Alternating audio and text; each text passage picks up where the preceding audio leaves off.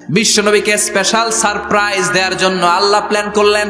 জিব্রাইল ডেকে বললেন, ও জিব্রাইল, আমার পেয়ারা নবীকে স্পেশাল সারপ্রাইজ দিব, তুমি দিয়ে আসলে হবে না, আমার পেয়ারা নবীকে দুনিয়া থেকে টান দিয়ে আমার আরশের উপরে নিয়ে আসো। টাইমের স্পিডকে আল্লাহ থামিয়ে দিলেন। মক্কা থেকে উঠিয়ে বিশ্বনবীকে এক মরুভূমিতে রাখা হলো রাতে। বললেন দোয়া করেন। দোয়া করে বিশ্বনবী বললেন, ভাই জিব্রাইল, এটা কোন জায়গা, কোথায় দোয়া করব?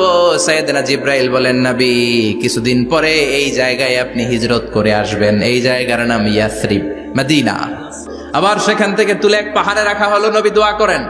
দোয়া করে নবী বললেন, এটা কোন পাহাড়? অন্ধকার, আমি তো কিছু চিনি না। সাইয়েদনা জিব্রাইল বললেন, নবী, এটা সাধারণ পাহাড় নয়, এই পাহাড়ের কসম আল্লাহ কোরআনে খেয়েছেন। এই পাহাড়টা হলো আপনার ভাই মুসার পাহাড়, তুর পাহাড়, যেই নবীর মেরাজ হয়েছে, আর কোন নবীর হয় নাই। এই মেরাজ করতে যে কত কাণ্ড, কত প্ল্যান প্রোগ্রাম আল্লাহর।